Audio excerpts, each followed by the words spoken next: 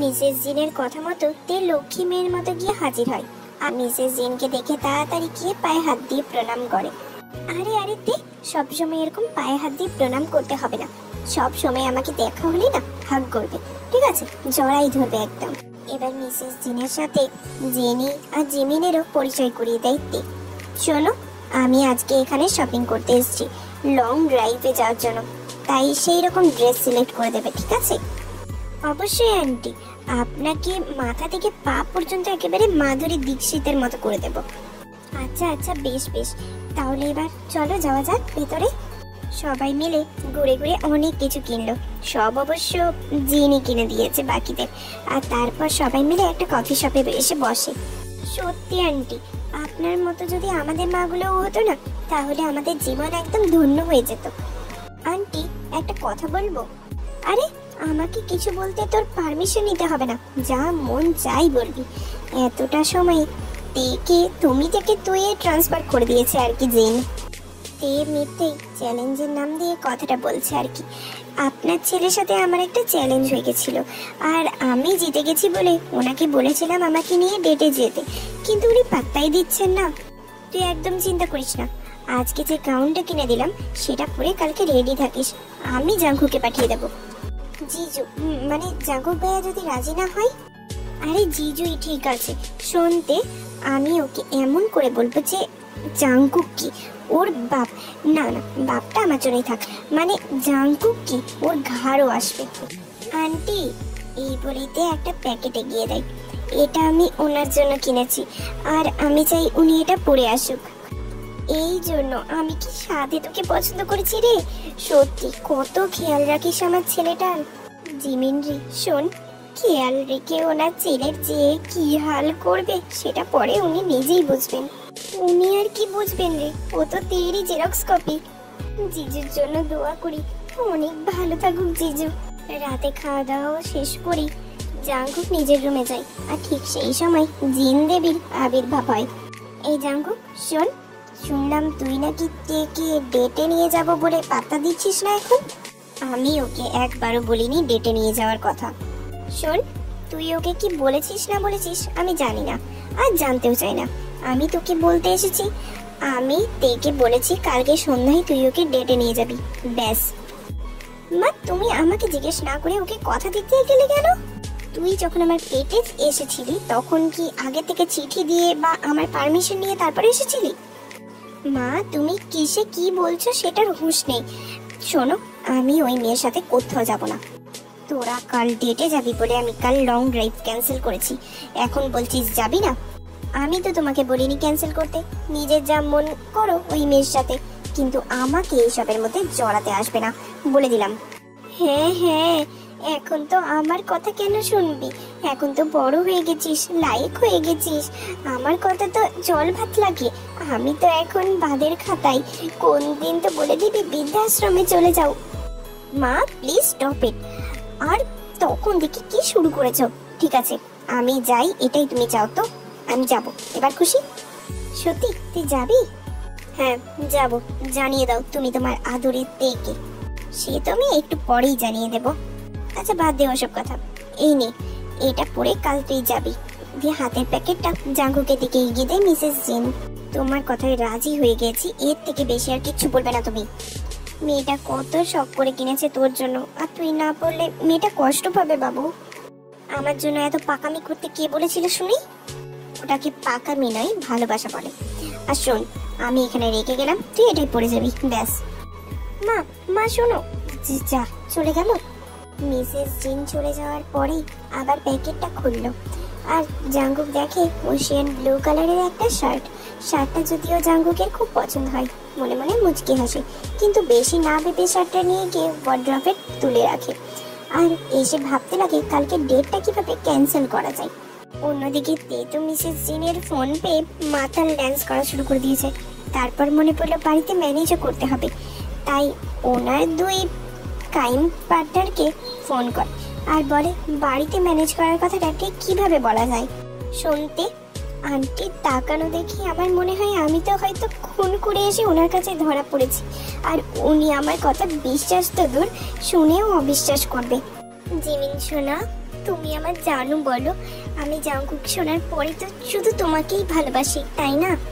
আর আমাকে? এখন তুই আপাতত তোর বোবা মুডে থাক। হ্যাঁ জিমিন শোনা, আমি যেন কি বলছিলাম, যাই বলতে আমি এইসবের মধ্যে নেই। দেখ জিমিন, কেউ যদি এসে বলে যে বোবা কথা বলছে তাহলে বিশ্বাস করবে না, কিন্তু তুই যদি সেই কথা এসে আমাদের বাড়িতে এসে বলিস না, তাহলে তোর কথা বিশ্বাস করে হয়তো তাকে দেখতেও চলে যাবে। সবাই তোমার কথা এত বিশ্বাস করে জিমিন শোনা। কেন, আর তোর কথা বিশ্বাস করে না বুঝি? আরে ওর কথা কানে তুললে তো বিশ্বাস করবে। তুই নিজের বাড়িতে কি অবস্থা করেছিস নিজের, সেটা দেখেছিস? সেই জন্যই তো আমি আমার জাংকুক সোনার কাছে চলে যাব আর আমার কুল শাশুড়ির সাথে দিন রাত পার্টি করব। প্লিজ জিমিন, কিছু একটা ব্যাপার। আরে বাবা আমি কি করব? আরে বাবা তুই আমার দাদা ভাইকে একটু গদগদ হয়ে কিছু বললেই দেখবি কাজ হয়ে যাবে। হ্যাঁ জিমিন, সুগা ভাইয়া তোর প্রতি কিন্তু জেলির মতো গদগদ ফিলিংস আছে। হ্যাঁ রে জিমিন, আমিও এই ব্যাপারটা লক্ষ্য করেছি। তুই তাড়াতাড়ি আমার জন্য হেল্প কর, তাহলে আমিও তোকে আমার ভাবিজি বানাতে হেল্প করব। ভাই তোরা থাম, আমি কাল সকালে গিয়ে না হয় বলবো, তবে আমি একা যাব না, আমার সাথে জেনিও যাবে। এই বাচ্চা নিষ্পাপ ছোট্ট পাড়া প্রাণটাকে নিয়ে ওই বাঘের গুহায় নিয়ে যাওয়ার কি খুব দরকার আছে জিমিন? উফ জেনি, আমি তো এই বাঘের গুহায় দিন প্রতিদিন আছি বল, এখানে বসবাস করছি, তুইও চলে আয় ভাই। পরদিন সকালে অফিসের জন্য রেডি হয়ে ব্রেকফাস্ট টেবিলে এসে বসলো জাংকুক, আর দেখে মিসেস জিন ইয়োনোকে জোর করে এটা ওটা তুলে দিচ্ছে খাবার খাওয়ার জন্য, আর রাগী চোখে খেতে বাধ্যও করছে ইয়োনোকে। এই দৃশ্য দেখে জাংকুক মনে মনে হাসে। হ্যাঁ রে ইয়োনো, আজকে ডেটিং এর জন্য আগে থেকে রেস্টুরেন্টে সব ব্যবস্থা করে রাখছিস তো? আমার আজকে যাওয়া হবে না। কেন? জরুরি কাজ আছে। কিন্তু স্যার দুপুরের পর তেমন কোনো কাজ আছে বলে তো আমি জানি না। ও আচ্ছা, এই ব্যাপার। তা জাংকুক, এইসব বাহানা পরে বলিস, সব শুনবো। আর শোন, কোনো কাজ থাকলেও সেটা ক্যান্সেল করবি, করে তের সাথে ডেটে যাবি, আর নইলে আজকে আমি এই বাড়ি থেকে চলে যাব। মা, তোমার এই সবসময় ইমোশনাল ব্ল্যাকমেলগুলো করবে না তো? দেখ জাংকুক বাবা, তুই চলে যা না বেটা, না হলে তোর জন্য যদি তোর মা এই বাড়ি থেকে এখন চলে যায়, তাহলে এই বয়সে তোর জন্য নতুন মা খুঁজতে আমাদের দুজনের অনেক কষ্ট করতে হবে। কি বললা তুমি? কই কিছু বলিনি তো। এই জাংকুক, আমাকে জ্যামটা দে তো। তোমাকে আমি পরে দেখছি, আগে তোমার ছেলের ব্যবস্থা করি। হয়ে গেল। ইয়োনো, তুই রেস্টুরেন্টে টেবিল বুক করা থেকে শুরু করে যা যা করতে হয় সব করে রাখিস। জি আন্টি, সব করে রাখবো। আমি যাব না। আমি তোর থেকে জানতে চাইনি তুই কি করবি, আমি তোকে বলে দিলাম, মানে তুই যাবি। এই বলেই মিসেস জিন সেখান থেকে উঠে চলে যায়। দেখ জাংকুক, জেদ করিস না, কিছুক্ষণেই তো ব্যাপার, বিজনেস মিটিং হিসেবে নে না ব্যাপারটা। তুই না গেলে তোর মা যে কি করবে তুই তো জানিস বল। আমার মা আর এই মেয়েগুলোর জ্বালাই না আমি কোনদিন বাড়ি ছেড়ে চলে যাব দেখবে। স্যার কোথায় যাবেন আমাকে আগের থেকে জানিয়ে দেবেন, আমি থাকার সমস্ত ব্যবস্থা করে দেব। উফ, আমি পাগল হয়ে যাব, এদের সাথে আরো একটা স্যাম্পল এসে জুটেছে আমার কপালে। কেন স্যার, আমি কি করলাম? না না, তুমি কিচ্ছু করনি, তাতেই এত কিছু করলে না জানি কি হবে। যাই হোক, যেতে যখন হবেই তুইও আমার সাথে যাবি, আর এটা নিয়ে আমি আর কোনো কথা শুনতে চাই না। ও ওকে স্যার। তের কথা মতো তের বাড়িতে দুই ম্যাডামই এসে হাজির হয়। এ কি জিমিন, তোমরা আজকে এখন এখানে? আসলে ভাইয়া তোমাদের সবার সাথে কিছু কথা ছিল তাই এলাম। কি কথা জিমিন? আসলে আন্টি মানে, আরে এমন তোতলালে বলবে কি করে? জিমিন কি কথা আছে বলো, এত চাপ নেওয়ার দরকার নেই। হ্যাঁ জিমিন বলো। আসলে আজকে সন্ধ্যায় আমার একটা কাজিনের বার্থডে পার্টি আছে, আর ও বারবার করে বলেছে তেকে যাওয়ার জন্য। আর তুমি তো জানো মামুনি, তুমি আর ভাইয়া যেতে না বললে আমি কোথাও যাই না। হ্যাঁ হ্যাঁ, শুধু মাঝে মধ্যে রাতে গিয়ে গলা পর্যন্ত গিলে আসে আপনাদের আড়ালে। কিছু বললে জেনি? আমি কই কিছু না তো। যার বার্থডে সে না এসে তুমি এসেছো বলতে। আসলে আন্টি ও আসতে চেয়েছিল, কিন্তু সকাল থেকে ওর পেটের অবস্থা একটুও ভালো নেই, তাই আমাকে আসতে বললো। উফ জিমিন রে, তোকে তো আমার জানে পুড়ে ফেলতে মন যাচ্ছে। আরে না না জিমিন, তুমি বলেছো এতেই হবে, পেয়ে যাবে। সে যাক, কিন্তু 10টার মধ্যে যেন বাড়ি আসা হয়। ওকে মামুনি। কোথায় পার্টি হবে বলে রাখ, আমি না হয় তোকে নিতে যাব। না না দাদা ভাই, আমি একাই চলে আসবো, তোমাকে আর কষ্ট করে যেতে হবে না। তুমি চিন্তা করো না ভাইয়া, আমি না হয় তেমন হলে গাড়ি করে দিয়ে যাবো ওকে। আচ্ছা বেশ, ঠিক আছে। পারমিশন পেয়ে তো তে মনে মনে কিছুক্ষণ লুঙ্গি, নাগিন, মাতাল সব ধরনের ড্যান্স একসাথে চালিয়ে ফেললো। তিন বান্ধবী কলেজ ক্যান্টিনে বসে আছে। আচ্ছা, যার জন্য এত কাঠখড় পড়লাম তারই তো ফোনের পাত্তা নেই। সেটাই তো আমিও ভাবছি। এই জেনি, তুই আমার দেবরজিকে ফোন লাগাতো। আমি পারবো না, তুই কর। উফ, আমি এখন ডেটে জাঙ্কুকের সাথে কি কি করব সেই সব ভাবছি, তুই কর। উফ, জিজুর নাম্বার তো আছে তোর কাছে, তুই ফোন কর না জিজুকে। উফ, আমি ফোন করলে ও নাও ধরতে পারে। জেনি, তুই ফোন করবি নাকি আমি আঙ্কেলকে ফোন করে তুই কোথায় সেই খোঁজ নেব? পাশেই তো বসে আছি, আবার ফোন করে খোঁজ নেওয়ার কি আছে? বলে দেব তুই আজ কলেজে আসিসনি, আর আমি কলেজে আসার সময় তোকে কোনো একটা ছেলের বাইকে দেখলাম মনে হয়, তাই জন্য খোঁজ নিলাম। বলে দেখ, আমিও সুকা ভাইয়াকে বলে দেব যে তুই আজ ডেটে যাচ্ছিস। তোদের কাউকে কিচ্ছু করতে হবে না, তুই আমাকে নাম্বার দে, আমিই ফোন করছি। এবার জিমিন ইয়োনোকে ফোন করে জেনে নেই কোথায় কখন যাবে। শোন, আমরাও তোর সাথে যাব, কিন্তু কোন দুঃখে? তোকে আমরা এত হেল্প করছি সেই দুঃখে। আরে চাপ নেই তে, আমরা না হয় অন্য জায়গায় বসবো। আচ্ছা বেশ, ঠিক আছে। সন্ধেয় তে ওর প্রাণীর দুই সখীকে নিয়ে ইয়োনোর বলা রেস্টুরেন্টে গিয়ে হাজির হয়।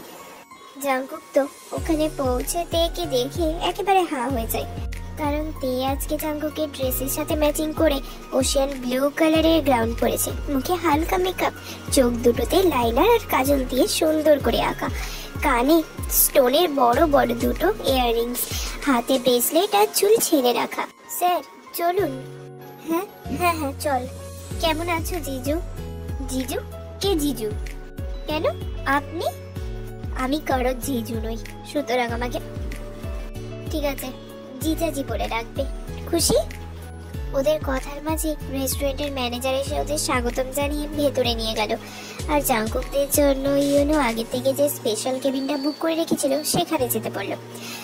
জাঙ্কুক আর তের সাথে ইয়োনো যেতে গেলে জেনি থামাই। এই যে, তুমি কোথায় যাচ্ছ? ও আমাদের সাথেই যাবে, আর ও একা নয়, তোমরাও যাবে। আরে না না জিজু, আমরা যাব না, তোমরা দুজন যাও, আমরা এখানেই বসছি। হ্যাঁ, বিলটা অবশ্য তুমিই দেবে। স্যার, স্যার করে কি আছে? হ্যাঁ, আমাদের সাথে বসলে কি আমরা তোমায় খেয়ে ফেলবো নাকি? তার থেকেও বেশি কিছু করে ফেলবেন।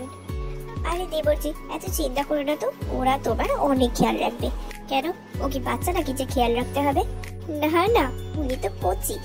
জিজু তুমি যাও, আমরা ওনার একেবারে কোচির মতো খেয়াল রাখবো। কলেজ শেষ করে চাকরি না পেলে ওরা ন্যানির কাজ করবে বলেই ঠিক করেছে, তাই আমার দেবরকে নিয়ে এত তোমার চিন্তা করতে হবে না। চলো। এই যে, মুখটা কি ঘরেতেই ফেলে এসছে নাকি? কিছু বলতে পারছেন না ওদের? হ্যাঁ স্যার, আপনি যান, আমি এনাদের সাথেই বসছি। জাঙ্কুক আর তেকে ম্যানেজার সুন্দর করে ডেকোরেট করা কেবিনে নিয়ে যায় আর ওদের শুভ সন্ধ্যা বলে চলে যায়। তুমি কি প্রথম কোনো মেয়েকে নিয়ে ডেটে এলে নাকি? আমি তোমার মতো অত ডেটে যাইনি। আমি মোটেও আগে কোনোদিন ডেটে আসিনি, তোমাকে দিয়েই ফিতে কাটালাম। যেমন তুমি তেমন তোমার কথাবার্তা। তা আপনি থেকে হঠাৎ আজকে তুমি বলছো? ঘরে ঘরে ব্যাপার, বুঝতে পারছে না, তাই আর আপনি বলে দূরে দূরে করতে চাইছি না। তের এই ঘরে ঘরে ব্যাপারটার কথাটা শুনে জাঙ্কুকের ওই ফোন করা মেয়েটার কথা মনে পড়ে যায়। আমি জানি আমাকে আজ অনেক সুন্দরী লাগছে, তা বলে ওইভাবে তাকিয়ে আমায় লজ্জা দিতে হবে না। লাজ লজ্জা আছে তোমার? হ্যাঁ মানে ওই আর কি। জানো, তোমার সাথে বসে আছি বলে আমার পেটের ভিতরটা না কেমন করছে। তো ওয়াশরুমে যাও, এখানে বসে আছো কেন? আরে বাবা, ওই করা এই করা এক না, পেটের ভেতরে প্রেমের প্রজাপতি উঠছে। সত্যি তোমার মাথায় গন্ডগোল আছে। সমস্যা নাই, বিয়ের পর না হয় ডাক্তার দেখিয়ে দিও। বাট বিয়ের পর মানে? যা দুষ্টু, কিচ্ছু বোঝে না।